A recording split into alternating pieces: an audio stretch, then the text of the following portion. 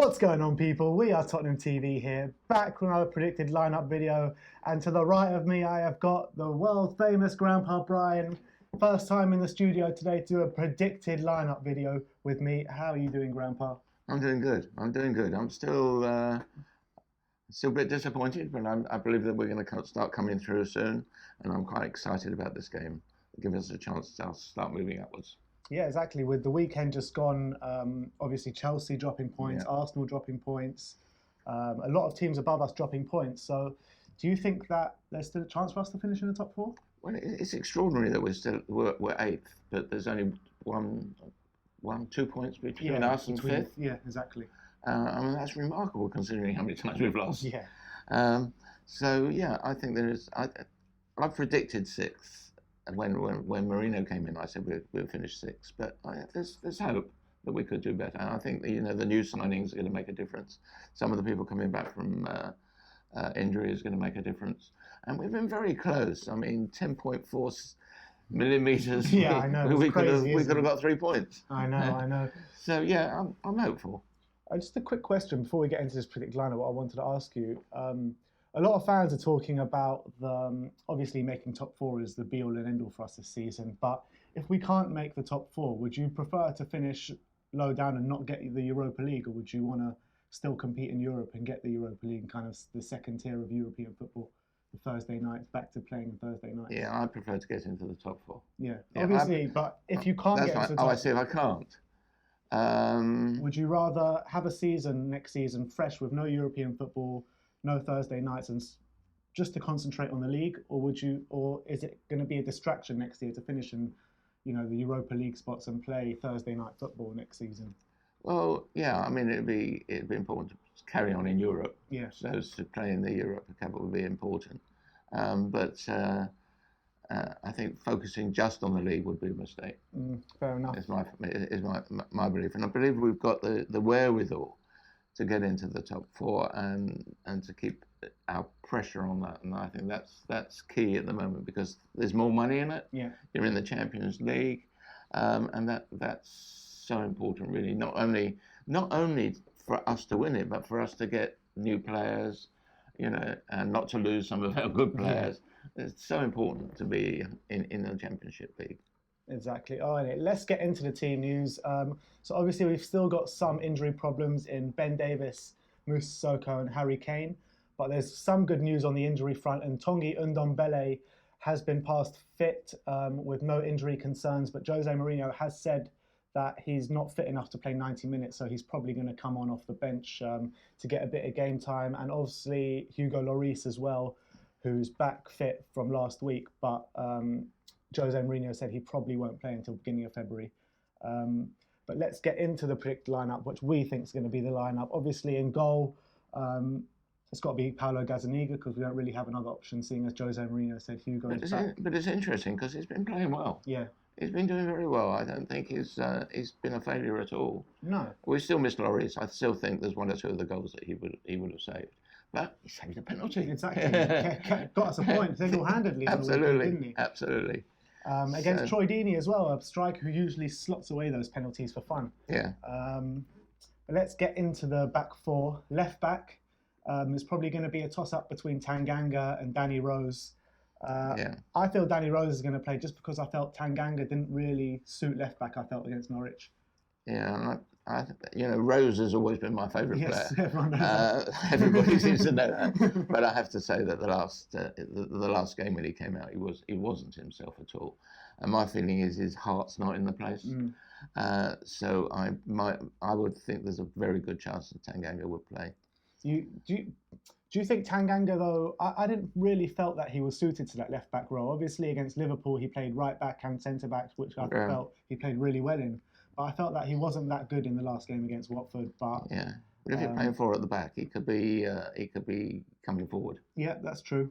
So should we go for Rose or Tanganga? As much as I hate to say it, I would go for Tanganga. Fine. So Tanganga left back. He was for me. He was the man of not the last game, but the 2 games before that he played. He was the man of the match against Middlesbrough and Liverpool. Yeah. He was. And you've got to give him so much credit as well for coming in. He's only played youth games and That's right. under 21 games before that. And to come in, slot straight in against pretty much the champions-elect and the European champions at the moment. Yeah, and he's a big guy. And he's fast as well. He's fast and he's a big guy, and that's what we need, these people that can come through break through into the front. I like him. Right back, I think Aurier is pretty much our only option. Aurier, as much as I liked Rose, I disliked Aurier. But now I think he was my man of the match in the last game. I think he played really well, particularly in the first half. He comes through, but his passing has been so good. I mean, I know he's too inclined to be rash and make mistakes, but nevertheless, he does get stuck in there. We need that. I agree with you. He does get stuck in, and he makes great recovery runs and great challenges. But you say his passing is good, but I really felt against Watford, he just gave away the ball too many times. Mainly although in the second half. He did have a fairly good game. Yeah, but I'd go for him. Yeah. So Aurier right back, Tanganga left back. Now the centre back pairing, we've got a choice between Sanchez, Toby, and Jan Vertonghen.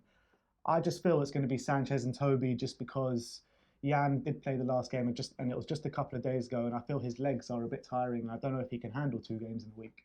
Right. Yeah.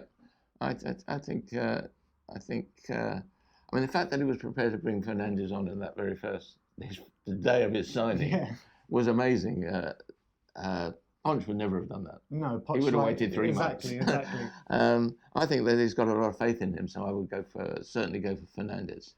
All right, so the back four, we're going to go for Aurier, Sanchez, Toby, and Rose, and then in the middle, we're looking at Jedson Fernandez and Harry Winks. Now, obviously, like you said before, Poch liked to bed in these players for weeks and weeks, sometimes months and months. But yeah, it's a positive sign that Jose already stuck him in straight away for his last 20 minutes, and I thought he done well. Yeah. And I thought Winks played well as well on the weekend as well. Winks didn't play badly. Winks, he's great sometimes. He's not so great other times. He's a very, very hot and cold player. But that's what we're calling for, is consistency from our players, because I think all of them have pretty much been hot and cold this season. Yeah. Which moves us on to the 3 behind the striker. We'll start with the left-hand side, and the one that we think is the most nailed on, that's Heung-min Son on the left-hand side. Yeah, of course. Don't you feel though he's gone a bit off the boil since he's come back from his suspension last couple of games? I don't know. I think he's a different player when he's playing with Lucas. Yeah, he is. Lucas. They're both great players, and I think it's great when they're both there, because the defence doesn't know which way the ball's going to go. Yeah. If it's always Son, they know it's going to go to Son, so they get in the way. And that's why he's not so. It doesn't seem to be so good. Right. But if Lucas is there, Lucas always has a good game. Yeah. And I think that's the reason, because they're both playing. So I would play them both for that reason. Fair enough. So Son on the left. On the right-hand side, this is a player which I'm really impressed with at the moment, is Giovanni Lo Celso. I felt that, I know you said Aurier was our best player last week, but I actually felt Giovanni Lo Celso was probably our best player. Right. I think that he always gets the ball, he's always looking to go forward, and he can take on his man, and he looks he looks like a creative player, and he looks like a player that can fill the boots, fill the void left from Christian Eriksen. Yeah, this is the assumption that he doesn't play Christian Eriksen, of course. Yeah. Which I don't quite get his thinking about this. If he's really going, why on earth is he playing it? When your guess is as good as mine, Graham. It's very, very, very, very strange. But yeah, I would agree with you that Celso is gonna be one of our good players. So Lo Celso on the right, Son on the left. In the middle, we're going to go for Dele Alli. Yeah. Dele Alli, you actually thought he played well on the weekend. Yeah, I think he played, certainly in the first half, I think he played well. In the second half, he was still there all the time. He was still getting back and getting forward. He was still running hard and trying hard.